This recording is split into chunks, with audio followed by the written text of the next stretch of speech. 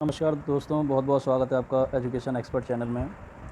आज की जो खबर है वो एक ऐसी खबर है जो सभी पढ़े लिखे नवयुवक नवयुवतियाँ जो सरकारी नौकरी की तैयारी में 5-5 साल से 6-6 साल से दिन रात जी तोड़ मेहनत कर रहे हैं, उनको झकझोर देने वाली खबर है। जैसा कि आप देख सकते हैं, हेडलाइन आज के न्यूज़पेपर में दी हुई है, समूह ख व ग की भर्ती प्रक्रिया में बड़े बदलाव की तैयारी में है प्रदेश सरकार। अब 5 वर्ष की संविदा से शुरू हो सकती है सरकारी नौकरी। तो बहुत बड़ा झटका लगा है। पहले ये 2 वर्ष की या अधिक से अधिक 3 वर्ष की संविदा पर होती थी, लेकिन अब तो सीधा बढ़ा करके 5 वर्ष की कर दी गई है। अब जब इतने सालों की तैयारी चल रही है सभी नौकरी की तलाश में नवयुवक नवयुवतियों की, वो अब क्या करें। एक तो पहले से ही इतना कठिन था सरकारी नौकरी पाना, कई सारे एग्ज़ाम परीक्षाएं पास करनी होती थी, प्री मेंस और फिर इंटरव्यू और पता नहीं क्या क्या, तब कहीं जा कर के एक सरकारी नौकरी नसीब होती थी। लेकिन अब तो परीक्षाएं वैसी की वैसी हैं और सरकारी नौकरी भी आपको नहीं मिलने वाली, क्योंकि पहले आपको 5 वर्ष तक कड़ी तपस्या करनी होगी। तब कहीं जाकर यदि उस 5 वर्ष में आप सफल हो पाए, तब कहीं जाकर आपको सरकारी नौकरी मिलेगी। मतलब पहले आप इतनी कठिन परीक्षाएं पास करिए, प्री मेंस इंटरव्यू, इन सभी कठिन परीक्षाओं को पास करने के बाद अगर किसी तरह से आप सरकारी नौकरी तक पहुंचने में सफल हो भी गए, फिर आपको तब भी आपको ये सुनिश्चित नहीं है कि वो नौकरी आपकी ताउम्र रहेगी, जीवन भर रहेगी, सिक्योर रहेगी या नहीं रहेगी। क्योंकि अब जो नियम सरकार लाने वाली है, सरकारी नौकरी लगने के बाद भी ये निश्चित नहीं है कि वो सरकारी नौकरी बनी रहेगी, क्योंकि प्रदेश सरकार समूह ख व समूह ग की भर्तियों में बड़ा बदलाव करने पर विचार कर रही है। प्रस्तावित व्यवस्था में चयन के बाद कर्मचारियों को शुरुआती 5 वर्ष तक संविदा के आधार पर नियुक्त करने की योजना है। इस दौरान उन्हें नियमित सरकारी सेवकों को मिलने वाली अनुमन्य सेवाओं संबंधों का लाभ नहीं मिलेगा। मतलब आप सरकारी बस ठप्पा लग जाएगा, लेकिन वेतन आपको एक स्थायी कर्मचारी की जैसा नहीं मिलने वाला, ना ही जो सेवाएं स्थायी कर्मचारी को मिलती हैं वो आपको 5 वर्ष तक नहीं मिलेंगी। 5 वर्ष की कठिन संविदा सेवा के दौरान जो छटनी से बच जाएंगे, उन्हें ही मौलिक नियुक्ति मिल सकेगी। शासन का कार्मिक विभाग इस प्रस्ताव को कैबिनेट के समक्ष विचार के लिए लाने की तैयारी कर रहा है। इस प्रस्ताव पर विभागों से राय मशवरा शुरू कर दिया गया है। वर्तमान में सरकार अलग अलग भर्ती प्रक्रिया से चयन के बाद संबंधित संवर्ग की नियमावली के अनुसार 1 या 2 वर्ष के प्रोविज़न पर नियुक्ति देती हैं। अभी फ़िलहाल में क्या नियम है कि अभी सिर्फ 1 या 2 वर्ष की प्रोविज़न पर, यानी कि संविदा पर नियुक्ति दे देती है। यानी 2 वर्ष तक आपको देखा जाता है, परखा जाता है कि आपका जो काम है, आपका परफॉर्मेंस कैसा है, प्रदर्शन कैसा है काम को लेकर के, और उसके बाद आपको स्थायी कर दिया जाता है। यहाँ तक तो ठीक था, बट अब 5 वर्ष, 1 या 2 वर्ष नहीं, इकट्ठा 5 वर्ष तक आपको अपने आप को साबित करके दिखाना होगा। एक और अहम बात यहाँ पर है कि हर 6 महीने में आपका मूल्यांकन होगा। हर 6 महीने में आपका एक पेपर होगा, एक मूल्यांकन होगा। जैसे कि आप देख सकते हैं, प्रतिवर्ष 60, ये देखिए व्यवस्था में यहाँ पर है, देख पा रहे होंगे। प्रस्तावित 5 वर्ष की संविदा भर्ती और उसके बाद मौलिक नियुक्ति की कार्रवाई से समूह ख व ग की पूरी भर्ती प्रक्रिया ही बदल जाएगी। नई व्यवस्था में तय फॉर्मूले पर इनका छमाही मूल्यांकन होगा, यानी कि हर 6 महीने बाद इनका मूल्यांकन किया जाएगा। हर 6 महीने में आपको एक टेस्ट देना होगा, और जिसमें आपको न्यूनतम 60% अंक लाने होंगे, अनिवार्य होगा। यदि इससे कम अंक आप लाते हैं तो आपको सरकारी सेवा से बाहर कर दिया जाएगा। 1 साल तक, 1 वर्ष तक आपको देखा जाएगा नहीं, अब 2 टेस्ट आपको देखा जाएगा। यदि आप 60% से ऊपर नंबर नहीं ला पाते हैं तो आप इस दौड़ से, जो एक ऐसी नौकरी जो आपने प्री मेंस इंटरव्यू इतनी कठिन परीक्षाएं देकर के पास की थी, उससे आप निकाल दिए जाएंगे। तो ये एक तरह से नई योजना सरकार लाने जा रही है। किन नौकरियों को इससे बाहर रखा गया है, किन्हें छूट दी गई है, किन पदों को, तो PCS, PPS व PCSJ, ये केवल 3 पद ऐसे हैं जो इनसे, इस प्लान से या इस योजना से बाहर रहेंगे, या इस योजना का उन पर कोई प्रभाव नहीं पड़ेगा। प्रस्तावित नियमावली सरकार के समस्त सरकारी विभागों के समूह ख व ग के पदों पर लागू होगा। ये सेवाकाल में मृत सरकारी सेवकों के आश्रितों की भर्ती नियमावली 1974 पर भी लागू होगी। आश्रितों पर या क्षतिपूर्ति के रूप में जो नियुक्ति मिलती है उस पर भी ये लागू होगी। तथा प्रादेशिक पुलिस सेवा के पद ही बाहर रहेंगे। कार्यकारी एवं न्यायिक शाखा और प्रादेशिक पुलिस सेवा ही बाहर रहेंगे। सरकार ने इसके पक्ष में क्या तर्क दिया है वो आप देख पा रहे हैं। कर्मियों की दक्षता बढ़ेगी, देशभक्ति के भाव का विकास होगा। तो ये तो समय ही बताएगा।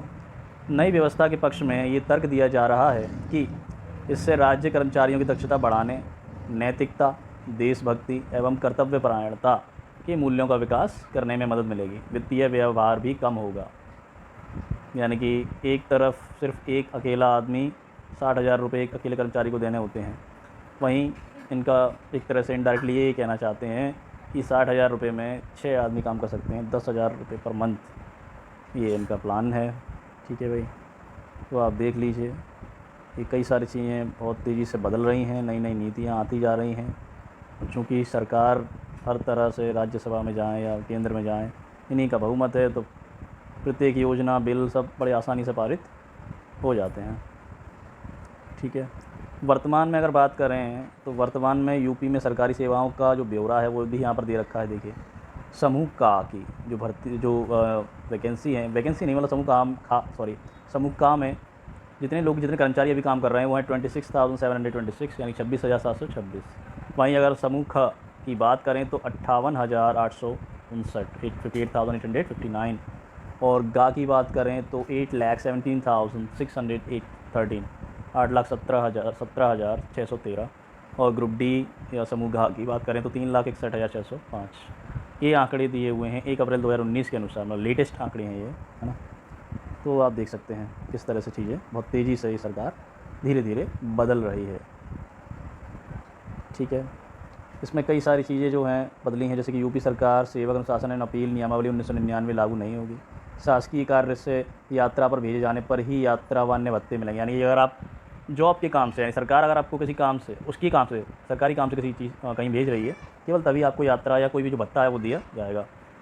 कर्मी को नियमित सरकारी सेवकों के अनुबंध सेवानुबंध लाभ नहीं मिलेगा। देखिए सब यहाँ पर कह दिया है। तीसरा पॉइंट है कि जो संविदा पर 5 वर्षीय संविदा के लिए जो आएंगे उनको स्थायी जो सेवक हैं उसी पोस्ट के जो स्थायी सेवक हैं, पुराने जो लोग हैं जो पहले से काम कर रहे हैं, उन्हें जो सेवाएं और लाभ मिलते हैं वो जो नए कर्मचारी भर्ती होंगे, है ना, और 5 वर्ष उनको नहीं हुए होंगे संविदा पर, उनको 5 वर्ष की संविदा पूरी होने के बाद सफलतापूर्वक ही जब वो स्थायी होंगे तभी उनको सभी भत्ते और लाभ दिए जाएंगे।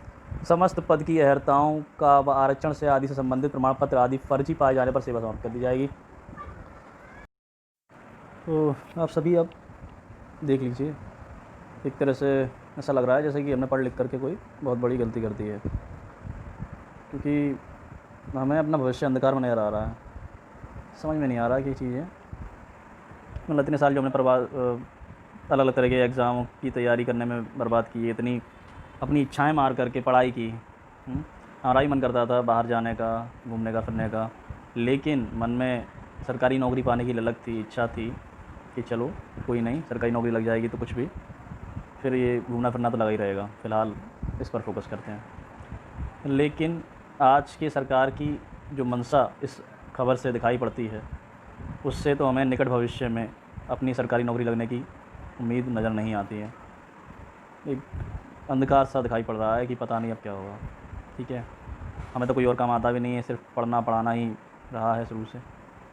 खैर, इससे एक बात तो बिल्कुल साफ़ हो चुकी है कि अब हम सभी को कुछ एक्स्ट्रा तो करना होगा, जिससे कि किसी एक चीज़ पर जो अभी तक हम निर्भर थे कि हमें सरकारी नौकरी मिलेगी और हम बहुत मेहनत करके इसको प्राप्त कर लेंगे, तो आप देख सक रहे हैं कि जिस तरह का फ़ैसला सरकार लेने जा रही है या उसकी जो मंशा है, भले ही प्रस्ताव पारित नहीं हुआ है, लेकिन कैबिनेट में जब इसको रखा जाएगा तो अधिकतर संभावना यही है कि ये पास करा लेंगी। बाकी बिलों की तरह कोई बड़ी बात नहीं है इनके लिए।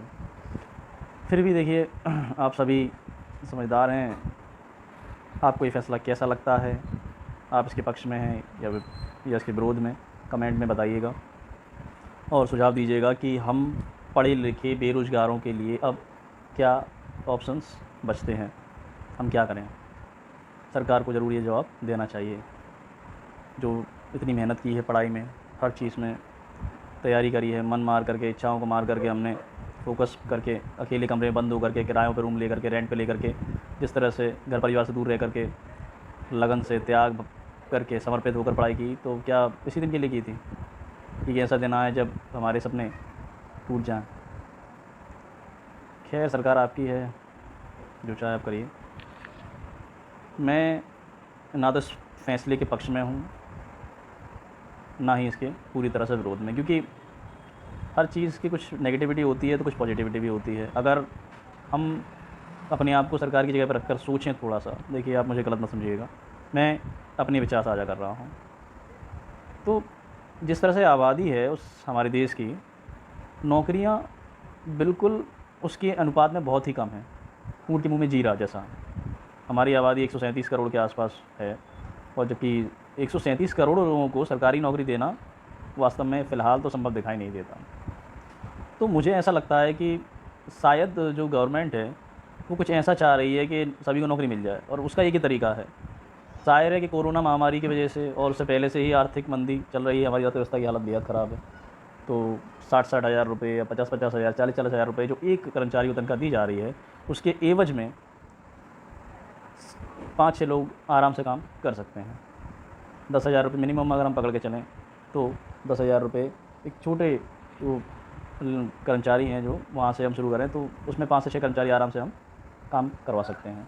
उससे सबसे अच्छी बात क्या है कि एक तो बेरोज़गारी कम होगी और प्रोडक्टिविटी बढ़ेगी। ठीक है, ये देखिए आप इसको कि जहाँ एक आदमी काम कर रहा था, अब उसकी जगह पर 5 आदमी काम करेंगे। 5 आदमियों का अलग-अलग दिमाग है, 5 आदमियों का अलग शरीर है, तो प्रोडक्टिविटी बढ़ेगी, है ना? हर चीज़ में क्षमता में बढ़ोतरी होगी, और खर्च तो पहले भी उतना ही था और अब भी उतना देना पड़ रहा है।